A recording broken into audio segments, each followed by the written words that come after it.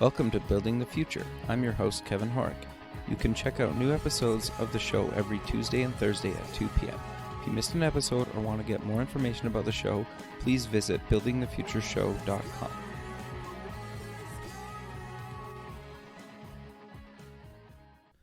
Welcome back to the show. Today we have Manpreet Singh. He's the president and co-founder at Talk Local. Manpreet, welcome to the show.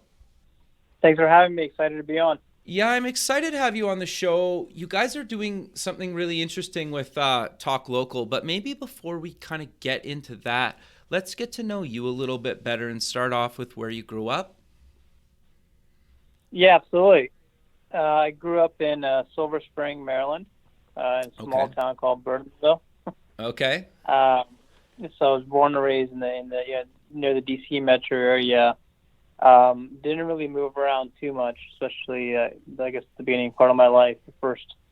Most of the first 18 years were all in the same county, Montgomery County. Right.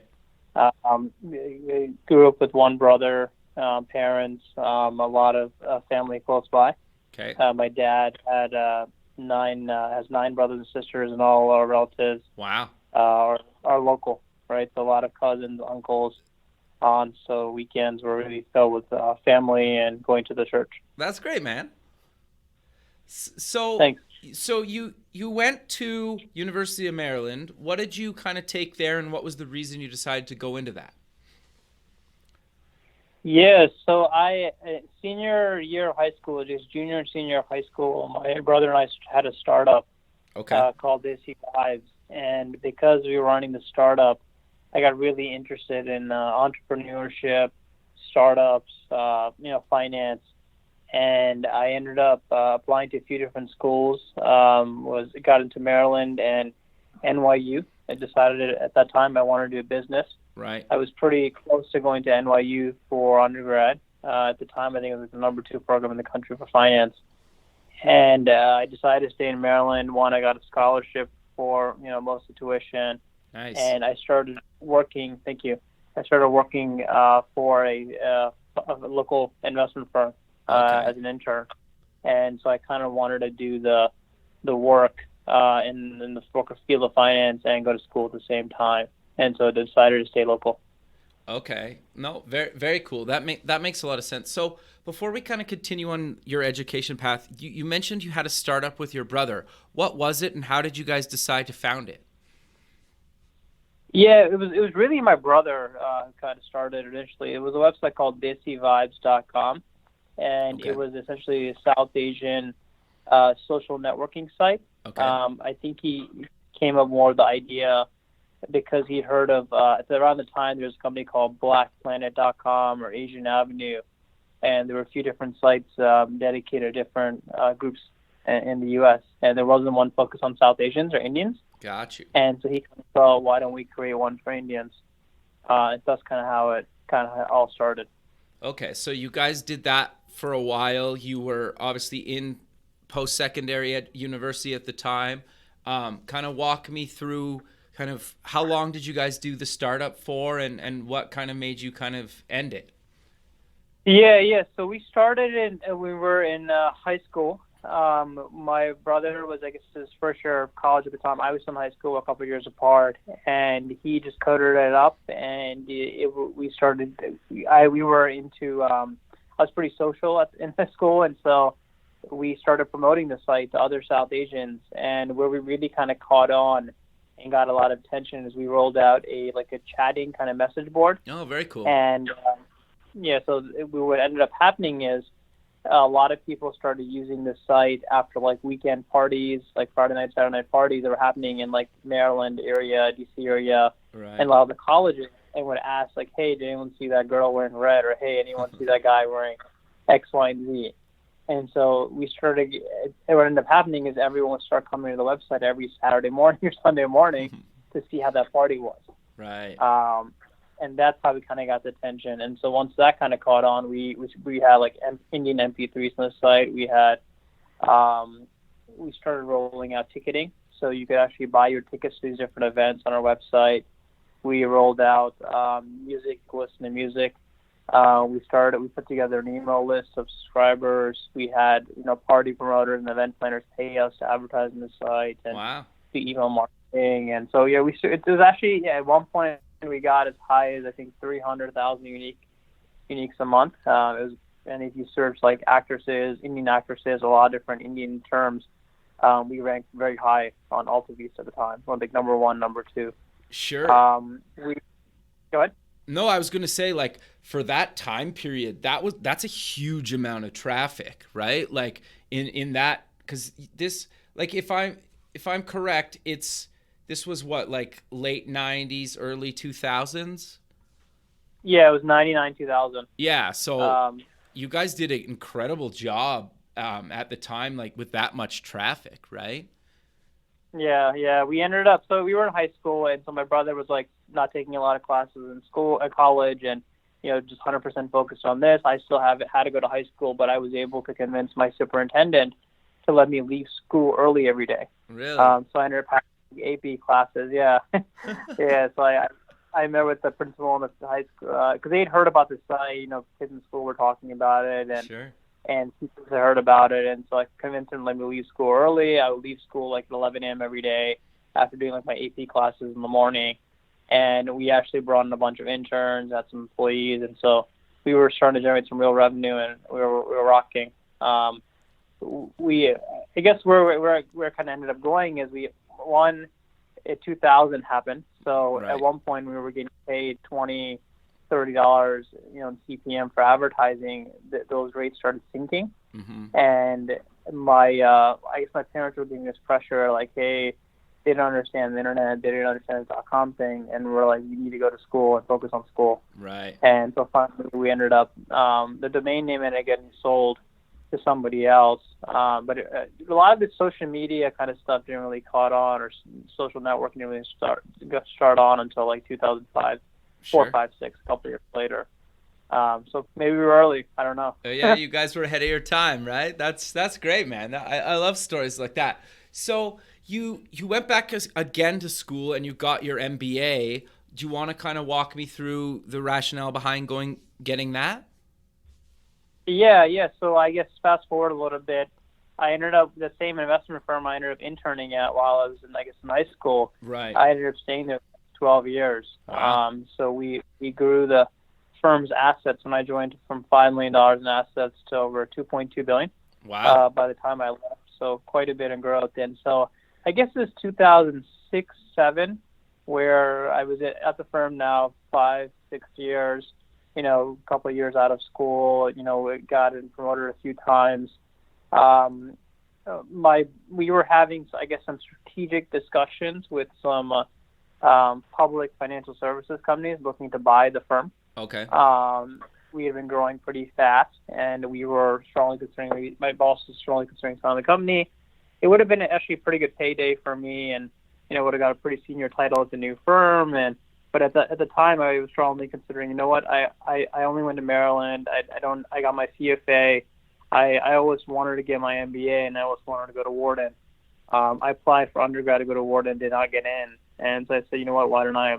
This might be a good opportunity, maybe, to apply to business school. Okay. And see what happens. And so I ended up applying to Wharton and getting in.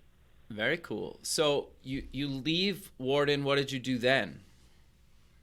Yeah, so it was interesting. So when I told my boss I was I got into Wharton, I told him I was applying, and he said I'll do a recommendation. But it was like kind of just wanted to talk me out of it. He said, "Why are you going to school? You don't need to go. And if you really want to go, I'll support you." And so I ended up going. And I actually never left the firm. So we ended up working out a deal where I would still maintain coverage of my sector. So I invested in internet and tech companies and Right. telecommunication companies. And so I covered my portfolio while I was in school. I would check in with my boss every couple of days. I would do calls with him. I would go to investor conferences and meetings if needed. And I would come to the office, at least, once a week or once every other week. Depending on my course load. So you were busy. So I was driving. I was busy. So Wharton was only like 2 hours away from my office, 2.5 hours away from my office in Maryland, and so it wasn't that far. So I lived in Philadelphia, but I came back and forth quite a bit. Okay, interesting. So at what point did you decide that you want to do Talk Local, and kind of walk me through what exactly is Talk Local and why did you decide to co-found it? Yeah, so I guess fast forward a little bit more in 2011, I guess 2009, going back a little bit, that's when I graduated from business school. Okay. I ended up still working for the investment firm I was with for a long time, and I got really interested in private companies. Okay. I had a few friends from business school that were, either starting private companies or investing in private companies, and we actually got introduced to a company called Alibaba at the time, Right. which no at the time had really heard of, Sure. internet company in China worth, a couple $1 billion. And we, through a good friend, we were able to invest in the company privately. Oh, wow. Yeah, so it ended up being a pretty good win for us. So I got really interested in private markets back then, got interested in marketplaces because of that investment, and then got more interested in, I guess, local because of my brother and my other co-founder had a business in the local services space. So they had a computer repair business called Geeks on Site. Okay. And he had spent a lot of money in local services, and so that's kind of how we got interested in local. And at the same time, I think Groupon and Link Social were pretty hot, and so that's kind of how we got started. Okay. No, that's really cool. So for people that have never heard of Talk Local, what exactly is Talk Local? So one of the biggest challenges my brother and co-founder had with his business was that he would get calls from consumers who were frustrated when they needed to find a computer repair professional. Right. And so when he was running that business, he realized that a lot of customers have difficulty finding local service professionals. So think like plumber, painter, electrician, and so forth. And so came up with the idea of, why don't we create a website where a consumer can go to it and submit a request to have a plumber call them back, and that's what we created. So Talk Local helps you find a local service professional in 90 seconds. Wow. Okay. So I definitely want to dive more deeper into Talk Local, but when you guys were starting this thing up, did you guys self-fund? Did you raise some money, a little bit of both, or kind of walk me through the early stages of actually getting a version 1 up and live online? Yeah. So we it was 3 founders, and we started meeting weekends, evenings, after we all had jobs or I was working full time. Sure. And we self-funded. Okay. So we decided to put in our own money at first. I think initially it wasn't a lot of money, maybe $5,000 or $10,000. Kind of when we first started, I guess the good thing is both my co-founders were technical, and so they were able to build, I guess, the original version of the site kind of on their own. Right. And so we didn't have to spend a lot of money doing that. But we did have to start spending money on other things shortly thereafter. Okay. No, very cool. So you quickly mentioned exactly what Talk Local is, but so if I'm looking for a plumber, for example, what do I need to do and how do I use you guys? Yes, you can go to our website, you can download our app, or call us. I would say Okay. the coolest way is using our app. You can go to our app, download it, and it'll ask you, what you need help with, and you can describe your need by talking to the device by pressing the record button. Okay. So you could essentially just say, my toilet's leaking, I need help Friday at 5, I'm in San Francisco. We then take those details of your request and broadcast them out to a bunch of local service providers, and we'll have one call you back within a few minutes. Okay, very cool. So I pick up the phone, basically tell them what I need, or they already know what I need because I entered that in your app? Yep. Okay. Exactly. They already know what you need. Okay, and then basically I give them my address and tell them to come, or how does that kind of work from that phone call? Usually at that point, the consumer and the company will end up having a conversation, maybe a more detailed conversation about the problem. Okay. And then they end up exchanging contact information or end up booking an appointment. Okay. And then that vendor will end up showing up to your place. Gotcha. Our goal is to get you to speak to multiple vendors. So the goal is to get you to speak to 2 or 3 within a few minutes for you to quickly decide who you want to work with. Got you. Okay, that's very cool. And then obviously I pick one, and then my thing gets fixed, and I'm good to go. And then do I get to give them a review or rating or something? Absolutely. We'll follow up with you after you end up having a conversation, as well as a week later to see if you ended up working with that merchant and how the experience went. Okay, so you guys call me directly, or is it online, or it's up to me? It's uh, it's online through an email and text message. Okay. And then if I'm a service provider and I want to, have you broadcast potential jobs to me, how do I go about doing that? Yeah, absolutely. So well, the first thing we did is a little bit unique. We actually brought in millions of businesses into our database Okay. on day one, Okay. by kind of, crawling the web to kind of see what's out there and using different data points we've been able to get our hands on. Okay. One example is a Better Business Bureau. We've been able to get data from the BEB, Oh, interesting. and try to get good data on merchants. If you're not already getting calls from us, and we'd love to get calls from us, you can come to our website, talklocal.com, and claim your page and start to receive phone calls. Okay. Interesting. So when you guys first rolled out this site and you obviously pulled in all these professionals in a bunch of different sectors, and we'll get into those in a second, did you get, how did people kind of first react to, when you guys first launched and you're calling these businesses saying, I have a job for you? Yeah, so the businesses were actually quite shocked.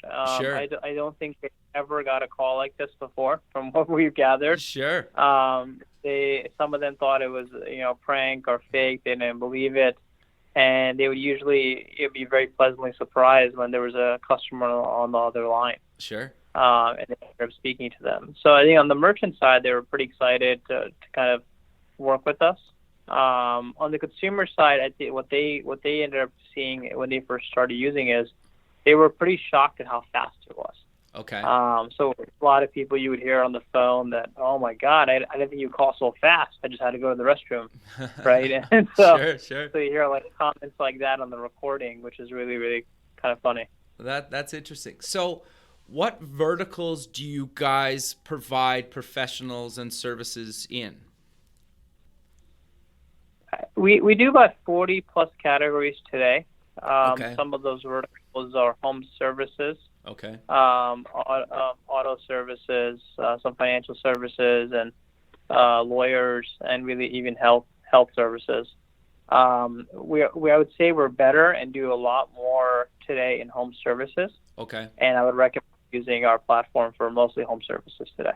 Okay. So where are you guys only in certain geographical regions, or what cities are you guys located in, or states? Yeah, so we're nationwide today, so you can use the website almost everywhere in the country. Okay. I'd say we're definitely better on the bigger cities.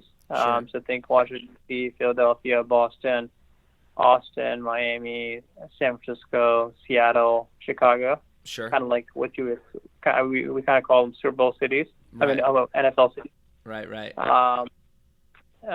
But we have done requests in almost I think over a little over 12 or 13,000 zip codes to date, which is almost 25% of the country. Wow, that's awesome. That's incredible. So Thank you. I'm curious then, how do you guys monetize Talk Local?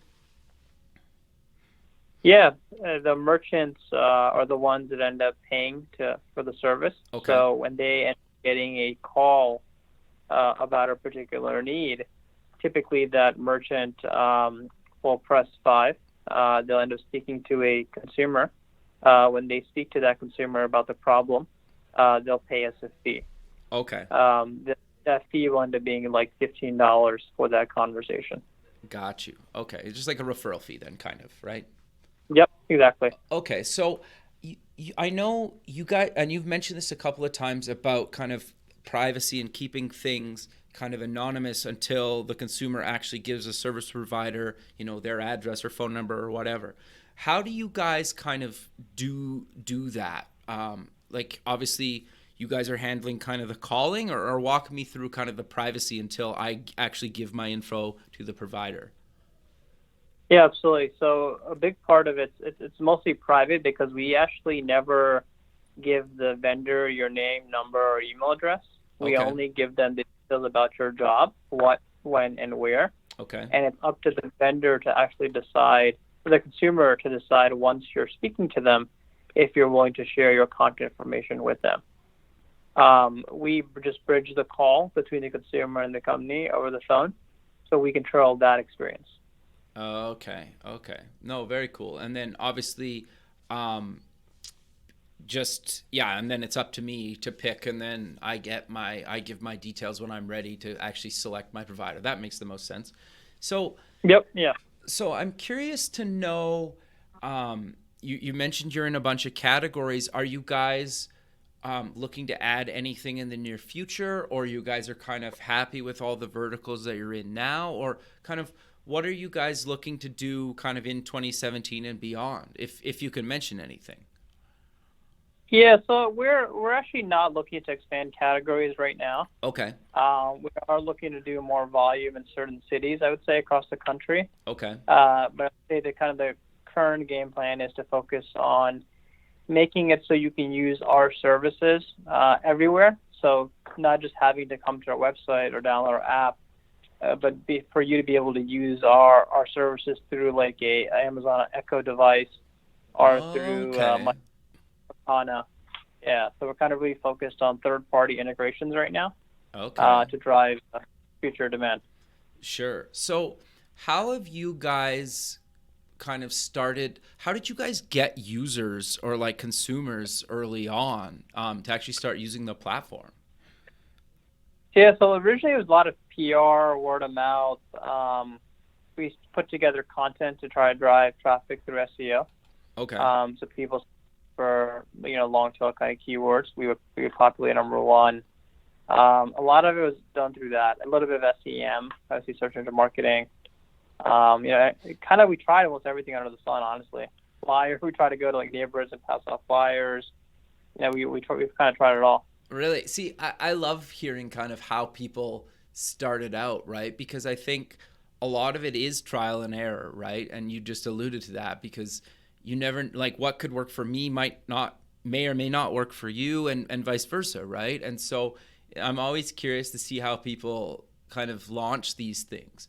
And so you guys must be kind of constantly scouring the internet for new professionals, or how does that kind of work to keep that database kind of fresh and current across the country? Yeah, we do. We spend a lot of time, money, effort on that. A lot of it's automated using artificial intelligence and looking at open APIs we can get our hands on that have really good data on merchants. One example we mentioned is the Better Business Bureau, Right. but there's other ones that we work with as well. That's a big part of it. The second thing I would say we're doing to kind of keep it fresh and clean is we try to get data or feedback from our users to figure out who they like, who they didn't like, and so forth. Right. So when you guys were originally sending these professionals kind of clients or customers, did you guys have to spend a bunch of time kind of educating them on the platform, or was it just pretty simple because you guys are using kind of technology that they're familiar with, like the phone and text and stuff like that? I think originally we did spend some time trying to educate. We launched DC as our first kind of market and a few different categories. Okay. We did spend some time doing that. But we realized as we were doing that it was hard to kind of explain what we do without actually seeing it work live. Right. And why it's different and so forth. And so then we kind of went more towards a more simpler approach. We focused on just sending out real requests and getting merchants to engage and use the platform before trying to educate or talk to them. Interesting. Okay. So I'm curious then, did you guys eventually raise money to keep this thing kind of going, or have you always kind of been self-funded? We did raising some money. So we ended up raising some money at the end of 11, beginning of 2012. Okay. We raised a round of $1.3 million. Okay. Wow. That's awesome. Congrats. Thank you. Yeah, thank you. Raising money is never as easy, and I guess we were able to raise it, and it worked out well, and we were happy we did that. We did end up raising some additional money in 2014, as we were able to prove out some of the initial metrics. Okay, sure. So, you've raised a bunch of money, you've self-funded companies, and you've done a few startups now, and you've had a huge amount of interest, and you have a background in kind of dealing with investments and whatnot. What advice do you give kind of people that are looking to create a startup? I'm sure you get asked that every once in a while, but I'm curious to know your thoughts on it, because you've kind of been on both sides, right? Yeah, yeah. I would say if you're looking to create a startup, probably one of the most important things is flush out your idea as much as you can. Okay. Before trying to raise money, and by flushing it out, try to figure out not just what you want to do or how you want to do it, but really understand what are the drivers of the business and things that are probably the most important. And so for a consumer internet business, it's driving users, and driving users is never going to be easy, but try to test different ways of how you could drive those users before you actually go out and try to raise any money, and do small tests. Spend 1,000, 2,000, 5,000, some small amount of money to see what works and what doesn't work before you spend a lot of money and time building something that don't spend $1 million building something. Just go out and build something simple and try it out and see if people like it. Sure. So I'm curious, how long did you guys spend on your first version before you put it live? Good question. Was it like weeks, months? It was months. It was definitely Okay. months. It wasn't Okay. a week. But Yeah, you guys were it also was all weeks. working full time, correct? Yeah, it was. Yeah, we tested it. Maybe let's see. I can tell you right now. It was probably 6 months in. We Okay. tested it in the winter time when there was a winter storm to see if our system could work during a snowstorm for Oh, snow removal requests. Okay, interesting. So you picked one vertical and decided to test it in a snowstorm, and then see if the platform worked. So I'm curious, how did that first kind of test go? Yeah, actually went really well. Okay. I think it went so well. We were shocked at the results. Really? We never actually got results that good. I think one of the reasons that test was so good is because it was a major snowstorm, once every kind of 20-year kind of thing. Right. You had a captivated audience. The users didn't really have anywhere else to go to find help. Right. What else was unique about it? And on the merchant side, they were getting bombarded with requests. They were kind of busy, so it wasn't an ideal testing environment for that perspective. But it worked well. We were able to drive users at a low cost. We were able to get merchants to engage and use a product. It was very early in our development of our product, so we ended up using that data to kind of redo a lot of things with our system. Okay. So no, go ahead. Keep going.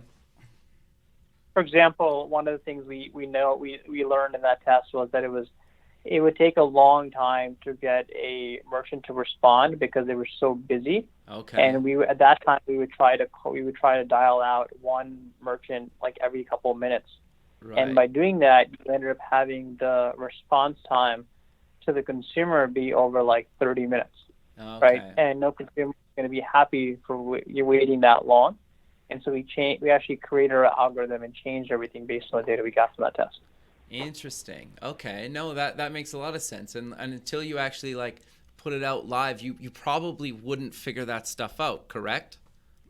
You wouldn't, no. Yeah. You wouldn't at all. Interesting. So walk me through some other maybe examples of learning things that you did by launching, I would say early, right? Like 6 months to develop a version 1 and test it, I think is pretty early. I think that's a good time frame. What else did you guys kind of learn by actually launching pretty early and getting it in the hands of real users? Yeah, I think the merchant side was really important too. So I kind of touched upon this briefly, but we spent like months and months, many months, trying to educate merchants about our product, but right. they would not get it. They didn't understand what we do. They didn't understand why we were different than other stuff they've been pitched in the past. And it really wasn't until they saw like a real demo or saw the requests to go live that they really understood what we do. Sure. And so I think that was really important, especially when you're dealing with a lot of, I guess, blue collar kind of people that don't use a lot of tech on an everyday basis. Sure. Right.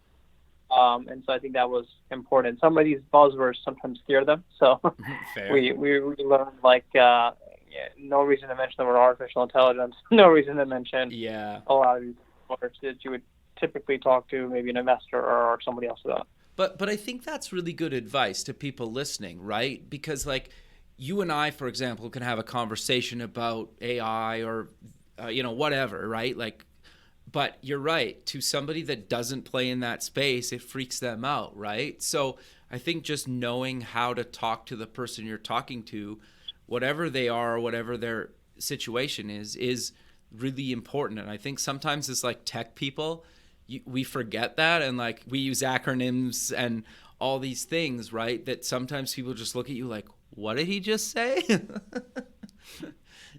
So I think that's yeah.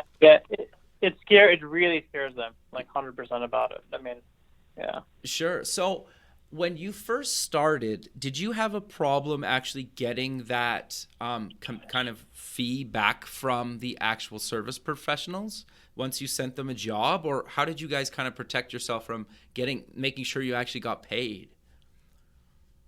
Yeah, so we do something unique actually. We if a merchant does not signed up with us and does not have a credit card on file, Okay. we allow the merchant not to pay us for that particular job. Okay. The reason we do that is because we want to make sure the merchant and the customer have a great experience. We're not just about monetizing all the leads that come to us, Right. our requests that come to us. We're more about making sure the user has a good experience. A good, I guess, analogy or to compare that to would be Google.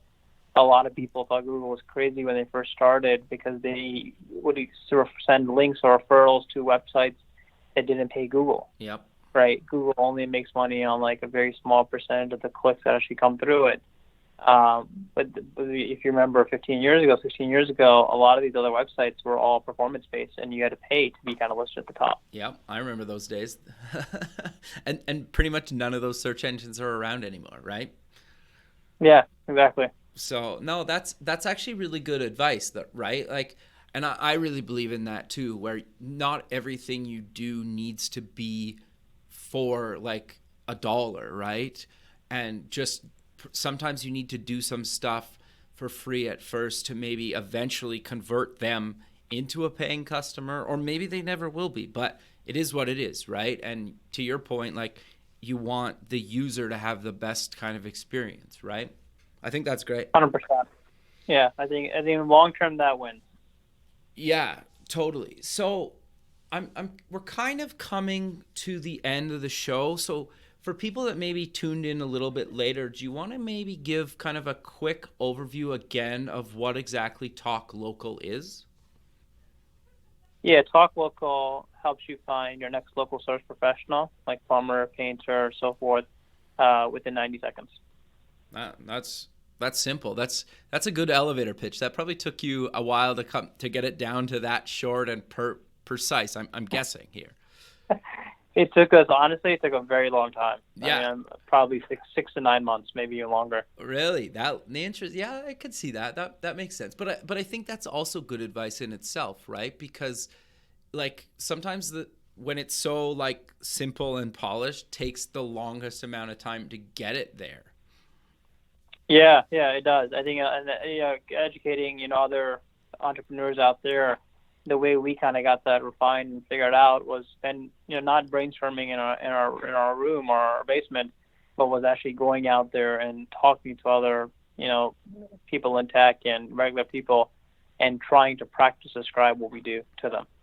No, I think that's really good advice, actually. And you touched on something that I think is super, super important that people forget a lot of times is just like get out there and try it on people, right? And try it on your friends and family, try it on strangers, try it at networking events, try it wherever, right? And you're right, see what works and what doesn't work. And it could take months to figure out what works and doesn't work. 100%. No, that's great, man. So like I mentioned, we're kind of coming to the end of the show, so let's close with mentioning where people can get more information about yourself and Talk Local online. Yeah, absolutely. You can check us out on talklocal.com. You can download our app in the Android or iOS store under Talk Local, 2 words. Or you can give us a call at 1-877 987 7382. Perfect, man. Well, I really appreciate you taking the time out of your day to be on the show, and I look forward to keeping in touch with you, and have a good rest of your day. Thanks. Have a great day. Okay, bye. Bye.